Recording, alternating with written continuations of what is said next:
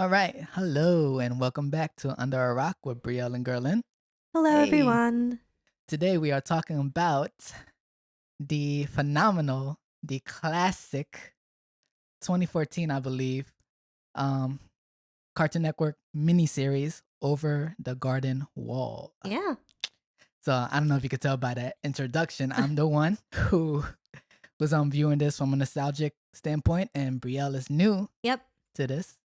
So on a scale from 1 to 10, contrary to Transformers, how much did you love this? Well, okay, obviously this was way better than Transformers. Mm, I really liked it. I liked the whole vibe and aesthetic of the show. I really liked the way that it was animated. It was gorgeous, especially like some of those establishing scenery shots. Oh, was that beautiful. It mm. almost like hand painted a little bit. And yeah, I just really loved the animation and the fluidity that the characters moved with in certain scenes. Um, I really liked the whole kind of vaudeville esque feel to it, like how they introduced each episode with that title card, and the music was very vaudevillian. And it had, especially with the episode where they're at the tavern or the pub or whatever, that episode had a very Betty Boop, Cab Calloway feel, Mhm. especially the Highwayman. When the Highwayman started to dance and he was like rolling around and stuff, that was 110% Cab Calloway in a Betty Boop cartoon. Like, it was really expertly done.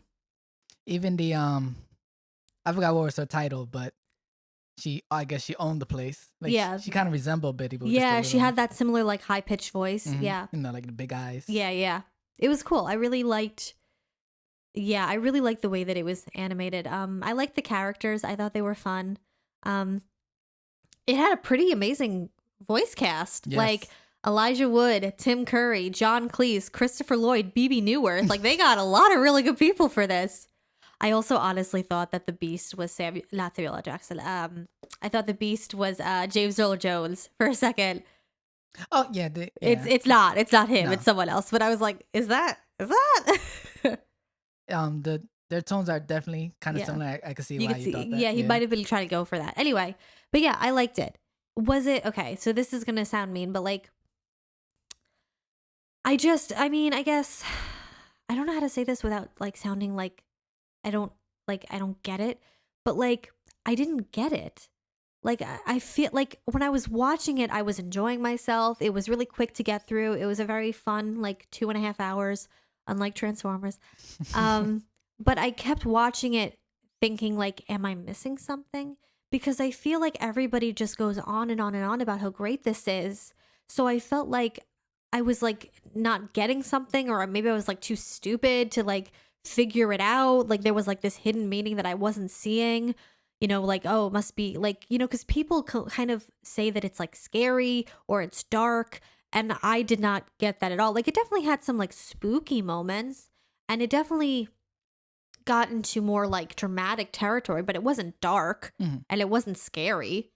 I just felt like I was missing something, with what the story was trying to say. Because at the end of the day, the whole thing is be nice to your brother. Like, that's what I felt like the whole message of the story was: be nice to your brother. Right. And maybe like be brave, like don't be so scared. Maybe for Wirt, at least, like maybe that was kind of the message that he had to learn. He had to be brave and be kind to his brother. But like, so has every other coming of age story about a boy for the past 50 years been, which isn't a bad thing for them to tell that story. Like, there's no harm in telling a story that thousands of people have told. And they told it in a really cool way, don't get me wrong, but I just felt like, am I missing something?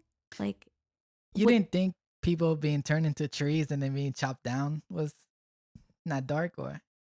I mean, yeah, but like, okay, see, so that's one of the issues I had with the show. So the show is very short. It's 10 episodes. They're 11 minutes long. And I don't know if that was on purpose. I don't know if they had to do it that way. I don't know. But I feel like I could have used a little more clarity and a little more buildup. Mm. So I'm on the fence about this because, like, on one hand, I don't hate it when things are a little vague. Like sometimes you don't have to spell everything out. You can leave it up to metaphor. I'll get it. Believe me. But other times I just wish that people would just say what things are or say how they feel, because sometimes I feel when you don't explain things well enough, it's too vague and then you just miss it entirely. Mm. And when your audience just misses the point entirely, you failed. I don't know if that was this situation, but I feel like, for the Beast being so scary, he's only in like 4 of the episodes and we don't really see much with him. Like, we don't really understand why he's so scary, except for the fact that, like, he supposedly forces the woodsman to kill people. But, like, what does he do that's so scary? Why should we fear him? I feel like that was never really explained, you know? Well, the beast is the one that turns people into trees. Okay. So once you're lost into the unknown, um, the whole his whole thing is that you lose hope, Hmm. and the fact that you lose hope, Yeah. the wood consumes you. You know. Okay. Yes, I did get that because Mhm. he did kind of go on and on about hope. And Right. then, um, And then from there you get turned to a tree, and without the woodsman doesn't know this until yeah, the very the end. very end. Yeah. That like once you turn to the tree, the woodsman comes chops you down, and then you get grinded into The oil for the the oil. lamp to Mhm. save his daughter that he assumes is there. Mm. Um, yeah, I just wish that like we got more backstory, I Like get I that. said, I don't need everything spelled out A to B, but I would have loved to learn more about the woodsman and his daughter, like what happened with that. For Adelaide being such a thing that they talked about over and over and over again, she was very lackluster. I was very like, really, this is Adelaide? Yeah. Like if she was going to be a climax big bad, like not the real big bad like the Beast, but if she was going to be like of an obstacle that they had to face, I wish they would have done more with her, because it's literally like Beatrice gets to her and she's like, yes, I'm going to turn them into slaves. And Beatrice was like, oh, I thought you just wanted like a landscaper. And then the Adelaide dies and that's it. And it's like, okay, bye. Like I wish there'd been more with Adelaide. I mean, that's definitely a fair point. Um, to answer your question earlier, like as to what's the hype around it, Yeah. I can't speak for everyone.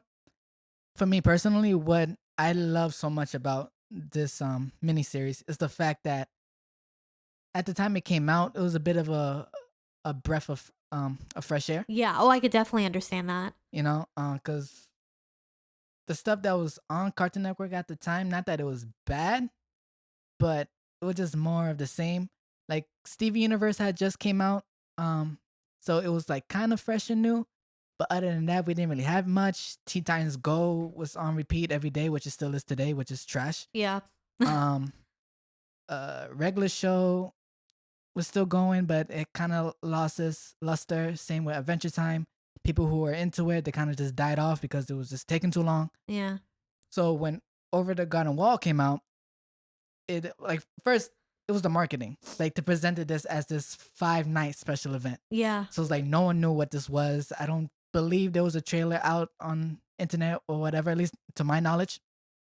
So it was this 5-night special event. Brand new cartoon out of nowhere. It was like, ooh, what is this? And then you mentioned the art style. We see the art style. Oh wow, like it reminds you of like older shows, Yeah. except with a bit of a modern twist. Yeah. Since we got computers and everything, so not everything's hand drawn. So there was that. There was the fact that the characters are pretty likable. Yeah. Oh, absolutely. Greg I really like the characters. Greg is really cute. Wart, in the beginning is just like, oh, he's such a stick in the mud, but then near the end he's like, I love Word. I thought he just speaks in these like poetic monologues. I was like, I like this kid. that I know you was gonna love. I really like him that he like spoke in his monologues. Also, it's so funny because Elijah Wood, like he does a pretty good American accent, but there were a couple moments where I was like, your Brit's showing through, like with certain vowels that he would say. Well, you can't hide it. Yeah, it was cute. I thought it was cute. But just overall, I'm not gonna sit here and like defend the story and be like, Brielle, you didn't get the messaging, because for me that's not what it is. Mhm. It's just how, just as a whole, as the way Cartoon Network presented it, how it Mhm. came out, how it was just this 5 night thing, 10 episodes. That's all you get. Boom, bam, it's over. Yeah. And, you know, think about it. Like Adventure Time is dragging, regular show is dragging. Steven Universe just started, but it's gonna drag. Spoiler alert. So just to have this quick 10 episode thing Yeah. and have it wrapped up nice in a bow, it's just like, wow, this was Yeah. nice. You know, I really, yeah, I understand that. And I really appreciate that it was just this one thing.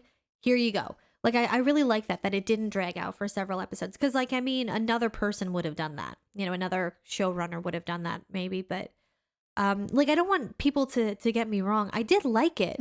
Like, it was really enjoyable. I thought the characters were sweet. I thought the overarching storyline was, like, simple, but not bad. Simple does not mean bad. You know, I thought that the animation and the music and the whole aesthetic was breathtaking. That music was so good. Like, it really was. When the frog, by his multiple names, I like Dr. Cucumber and Yeah. Mr. President. I like those names. When he stands up and sings, I was like, what?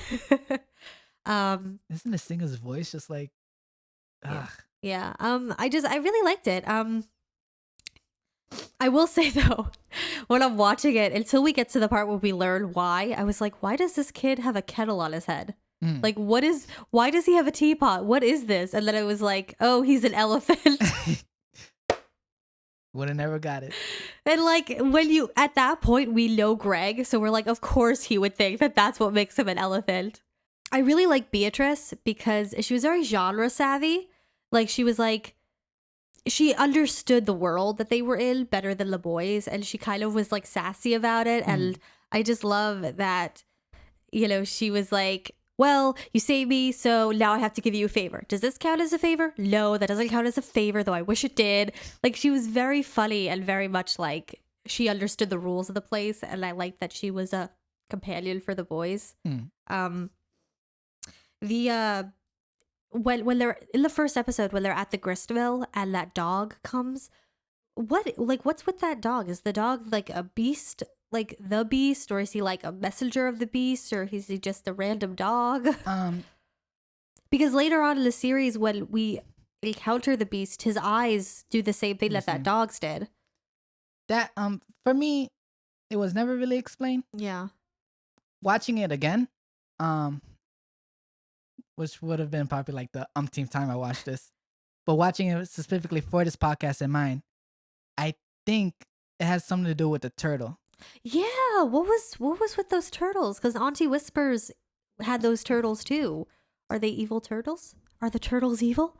Maybe I'm pretty sure there's like a theory online and people already saw this. I'm sure, yeah. But I'm not part of that shit. So my guess is, and this is probably what it is. So Auntie Whispers, she eats the turtles because maybe they are evil, and she mentioned how Adelaide, her sister, is evil. So I think that's what Auntie Whispers does. Like, she consumes evil things, or she stops evil things. So being that the dog ate the turtle, Yeah. transform him into like a beast type thing. Because we see the dog later at the end. Yeah, he's fine. No, at the end of the series. Oh, where? It's the same dog that was in the house with Beatrice and her family. Oh, okay. Oh, that's nice. So I think that's their dog. Oh, that's sweet. So he swallowed the turtle, and the turtle made him dead. Like, corrupted him. Yeah. All right. I that scene had very Spirited Away vibes to me. Like how like Haku like eats the like thing and it like he coughs up the bile. It just made me think about that. I will say some of the episodes were like really funny. Like, the episode with the like schoolhouse is so random. It doesn't serve any purpose really, but it was just funny. Like, they get to the school and the school mom is like, ah, yes, time to learn. My boyfriend. And then she just goes off into a song about her boyfriend. Doing the alphabet. Yeah. It's the apple that he gave to me. Yeah. I really liked the music. I thought it was so funny. And then the potatoes and molasses song that Greg sings is so sweet. And he's trying to like make all the animals happy. And then the dad is like, no. And then her boyfriend was in a gorilla suit and no one would help him. And I was like, why didn't he just say, hey, help me, I'm stuck in a gorilla suit? Instead, he's like grunting. Well, because he has to like stay in character. Come on. He's a professional. Yeah, I thought that was so funny. It was such like a weird little episode. Yeah, I really liked the episode where they go to the tavern. Because again, that whole episode is very like Cab Calloway, Betty Boop cartoon. Um, I also kind of like that they force Wirt to like figure out who he is, Mm. because I think that's part of his journey in this show, figuring out who he is and what he wants, and we learn about Sarah in this episode, that he has a crush on this girl named Sarah. Mm. And and I like this episode a lot for the music. And then and then Greg going back and forth with all the different food, just eating the food.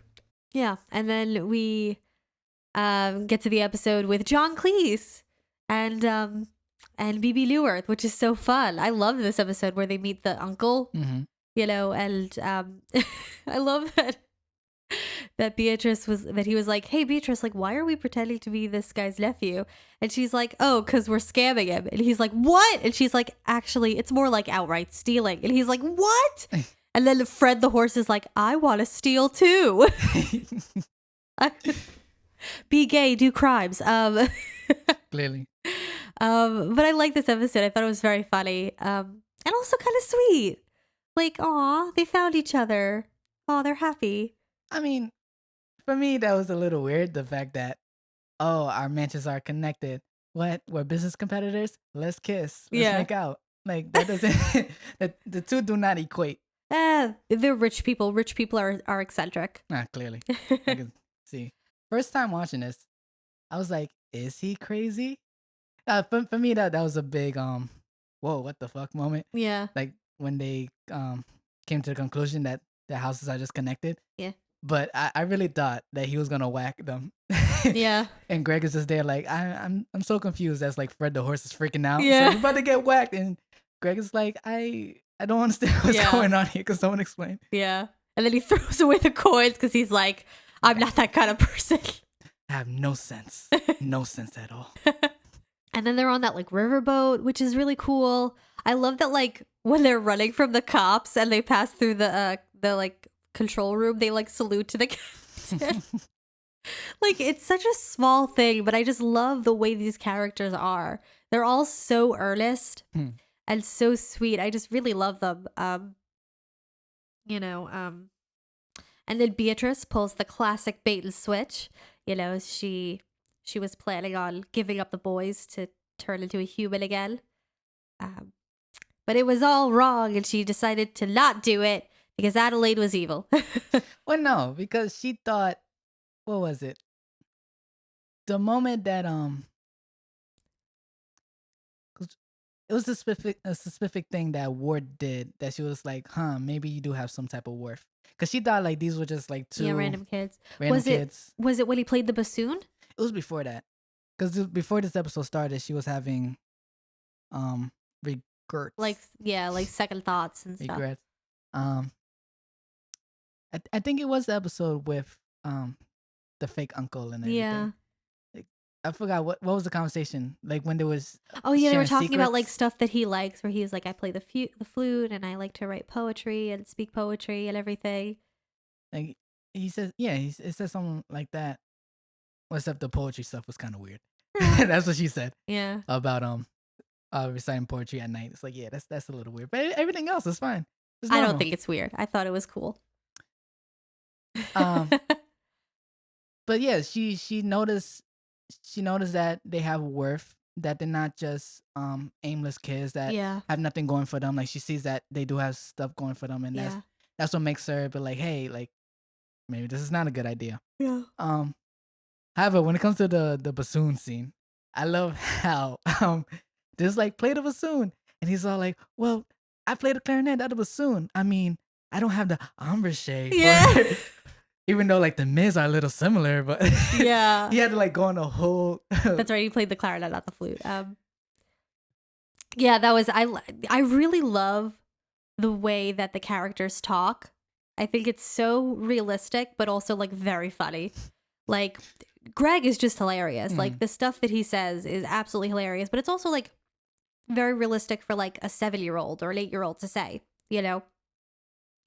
And Wirt has that very like over dramatic kind of ridiculous speech that a very, very smart but very, very awkward 15-year-old, 16-year-old boy would have, you know? Mm. I mean, if if you want to like throw comparisons, Wart is almost as dramatic as I forgot her name already, but from damn, I forgot the film too. But Oh, Labyrinth? yeah, Yeah, a little bit. Yeah, yeah. they're just as dramatic. Yeah, and both of those characters get into a lone world and they have to like find their way out with their little brother. Oh. Oh. Yeah. um the episode with Auntie Whispers is actually really interesting too because I was like, "Oh, wickedness, you mean crushes?" Oh wow, I didn't even think about that. Yeah, she's like, "Oh, you can't fall into wickedness," and like she just has a crush on Word. Like that's it. But he's good. He helps her with the cleaning Yeah. and you know, um, and they figure out how to get the evil spirit out of her. I'm surprised that Auntie Whispers did not figure that out, but maybe she didn't want Yeah, because she said like she didn't want her to to. leave. Yeah. Yeah, but she doesn't. And No, it's yeah, a sweet moment. they're a family. Yeah, Yeah, and that's Tim Curry, which I didn't realize at first, so that was kind of cool. that was Auntie Whispers. Yeah, Oh wow, I didn't know that either. yeah, I thought that was cool. Something that I think is really interesting is like the unknown, that world is very all over the place when it comes to the fashion and everything. So like the woodsman and Beatrice, when we later see her like in her human form, are completely different times in fashion. Like she looks like the 1820s, like Jane Austen with the way that her dress is shaped and her hair. And then like Lorna and Auntie Whispers look like they're pilgrims. And, you know, the people in the bar and the woodsman look like, I don't know, maybe like maybe Victorian era with some of the bus lines. Like, so it was very much that the world they give you. And like when they go to the pumpkin place, that was also very like Thanksgiving pilgrim time, you know, like 1600s, which was, I think, kind of the point. But the whole unknown is very like time adjacent. Like time is just all over the place there. And I kind of like that. That was cool. Yeah, it's kind of hinted in the intro when the narrator's all like a place where stories are kind of forgotten. So I feel like that plays into that. Like these, like they all live in a world Yeah. where that's like It can be all these different times. Yeah. Mhm. And then there's like the riverboat, which is very like, you know, 1910s, you know, 1920s. And that's why the song works there that it does. But yeah, no, so they save Lorna and they keep on going and you know, we see the woodsman a few more times and we realize that he kind of works for the beast. As you said, like he chops down the trees to make the oil to keep the lantern lit. Um and then we have that like scene, that episode where Greg goes into like a dream world, which it felt very like Wizard of Oz to me, you know, like the way they all like greet him with songs and stuff. What was with the fact that some of the scenes had like circles? Was that just like an artistic choice? I think so. I feel like it was probably a reference to like older cartoons like Popeye and Oh yeah, all that definitely, stuff. 100%.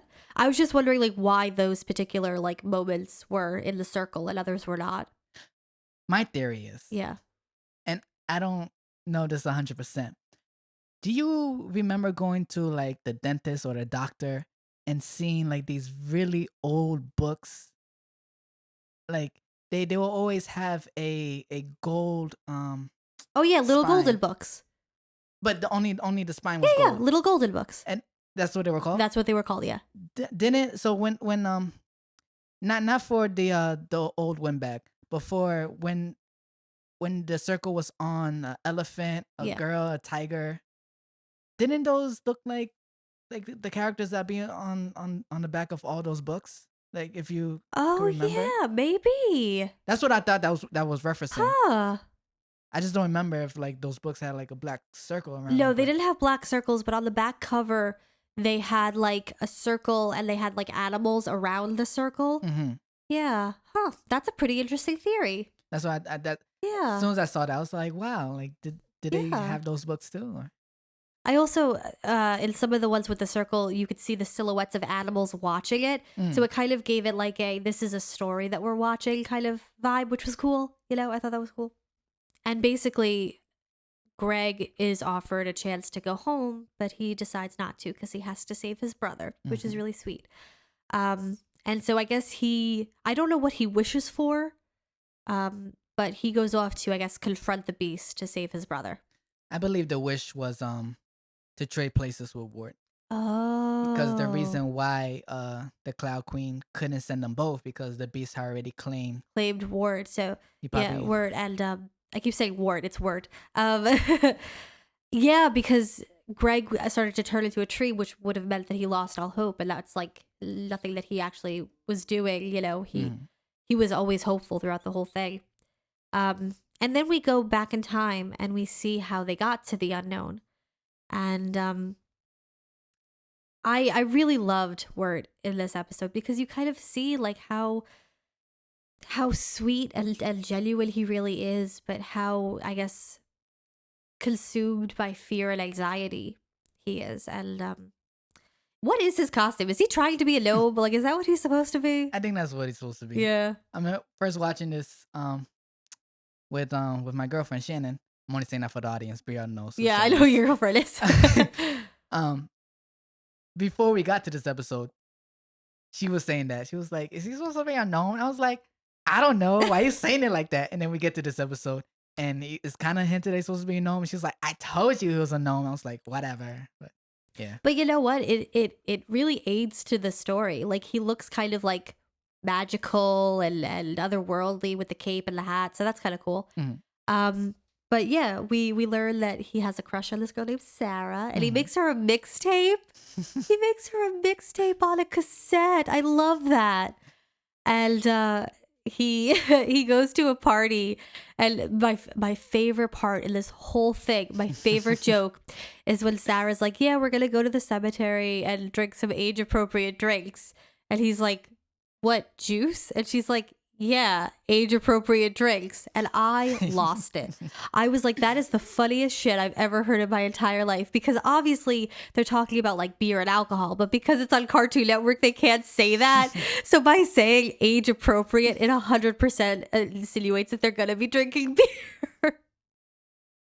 And Yeah. I lost it. I thought that was so funny and so clever. Oh my gosh, I was dying. See, it's little moments like that. I think that's what a lot of people hold on to, and that's why they hype up the show so Yeah. much because of just those tiny details.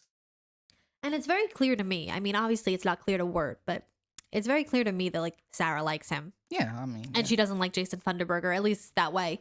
Um, So he had nothing to worry about. No, He had nothing to worry about. Jason Thunderburger. Yeah. Jason Funderburger. What does that remind me of? Freaking Dingleberg. Yeah. Dingleberg. Also, something else that I really, really liked, like after we learn like how they got to the unknown, I really, really like that the beast offers the woodsman's job to Wirt, and Wirt immediately figures out the con. I love that. I love that he was genre savvy, like Beatrice. I Mm. loved that. I was like, yes, because he was like, no, that's dumb. I'm not gonna do that. That sounds really stupid, which is like so brilliant, because in like all these type of shows and movies where they're in another world, they always say yes and then they realize it's a trap. But he knew right away. I was like, Mhm. good for you. And he's right. It was stupid. I love that he kind of is like, I think that you are connected to this lantern, not this guy's daughter. And I really like that because, it's very much insinuated throughout the show every time we meet the beast and we see him with the woodsman, that the beast is very preoccupied about the lantern in a way that he really wouldn't be if it Mm. was just holding the soul of the guy's daughter. Yeah, and then it ends with them going back home and they're fine and it's okay. And, Wirt has a new appreciation for his brother. and he and Sarah are gonna start to hang out, which is Yeah. sweet. Beatrice is a human again with her family. You know, everyone is kind of good and back to where they want to be. Um, One thing I will say that like I was like thinking it was maybe meant to be like a connection point is, so when they enter the unknown after they fall off the wall, they fall into the water, and then when they leave the unknown, they swim out of the water. So, was the whole thing supposed to be like a dream or maybe like a hallucination? Because then later on in the show, Wirt falls in the water again and he's like fished out by the fish and Beatrice. Mhm. So, I'm wondering if like that is something, like, I'm sure it's like a theory. yeah, Me personally, I believe like the whole thing actually happened. yeah, Um, the fact that they were both able to like recollect what recollect happened. what happened, yeah. So I think it really happened, but it could. I'm sure there's the theory out there where it's like the whole thing was fake and Yeah, or it was like a hallucination they had from being in the water the way that they were. mm, I mean, it seems like either or is okay. Because the point of movies and shows like this, with journeys like this, the point is not whether or not the journey was real. mm, The point is how were you shaped by the journey, and mm. they were shaped by the journey. And that's the important thing. So yeah, I mean, I found this series very compelling. I enjoyed watching it. Like I said, I feel like maybe there was something that I missed, or maybe I just didn't get it. But No, I did enjoy it. I did like it. I liked the characters. I liked the overall storyline. I loved the aesthetic of it. It was very like autumn, like Halloween kind of, And like I said, it was a really nice way to spend a couple of hours. I enjoyed watching it. what were you expecting? Um, I guess I was expecting it to be, a little bit I guess I was expecting it to be a little bit more like Gravity Falls. Not necessarily in the humor, but I guess because Gravity Falls had 2 seasons and they kind of could explain more about like the evilness of Bill and the world that he's from, and they had more episodes to show the horrible stuff that he could bring. I guess I wanted a little more of that. Like I Mm, wanted to see some I wanted to see more like darkness and more repercussions, I suppose. Not necessarily because like Wirt or Greg like did anything that was like truly bad where there would be like horrible repercussions. But I guess I just wanted to see more of everything. I get that. Um, yeah, I definitely get that. For me, I really liked how vague it was. Um, I mean, I definitely enjoyed that in some parts. Yeah. I also appreciated how they gave information. Like they didn't just right off the bat tell you that they were stepbrothers. Yeah. You found out through the Through the weird little song. weird Yeah. songs, like my mom married his dad and then gave birth to him. And then I love how when Ward says that, Greg's just like, like I just came here. I don't know. Um, you get information that way, and then the flashback episode, just like you get a little bit more information. It's like you and your stupid dad keep telling me, encouraging me to like join marching band, and Greg is just like, yeah, if you join marching band, you get to hang out with Sarah more. Like for me, I get a lot out of those tiny little things. Oh, Cause definitely. like the way Greg reacts, you could tell that this is a conversation that they had over and over again. He's like, yeah, like why don't you just do it, bro? Like, Yeah. um, so I do understand. I 100% agree with you on the point when it comes to the woodsman and his daughter. That was a little bit too vague for me as well, because I wanted to know if her soul wasn't in the lantern, then where was she the entire time? Yeah. Because she kind of just comes out the house Yeah. and it's like, oh wow, dad. Um, Unless like the her soul was in the lamp and the beast was keeping it captive. mm, And when Wirt released the souls and kind of defeated the beast, she was able to come back to her body.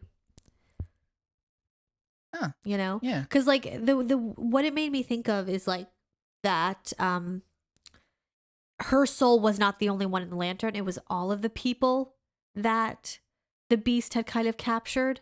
Um, and he needed all of those souls to stay, like, I guess, corporeal. Like, so yeah, that's how I viewed it. It wasn't just her and that lantern, you know?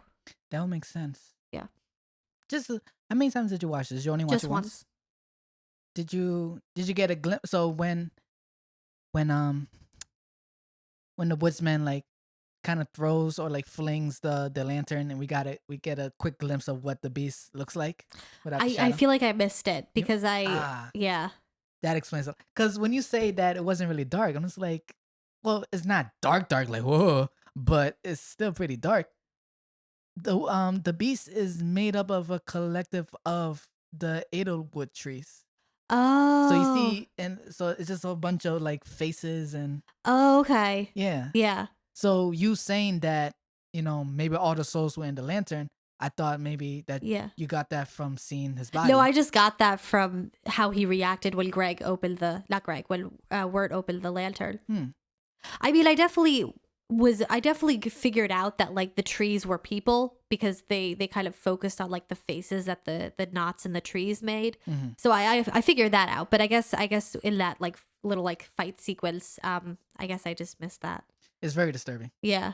There's a freeze frame on one Oh, okay. monitor. I'll look that up then. It's very disturbing. Yeah. At least to me. I mean, this is definitely a show that I'd watch again. Oh yeah. Oh, 100%. Like, it was so quick, and it definitely kind of puts you in the mood. And it was, like I said, like, I don't want people to watch this or listen to it and think that I'm like, I hated it, because I really didn't, you know?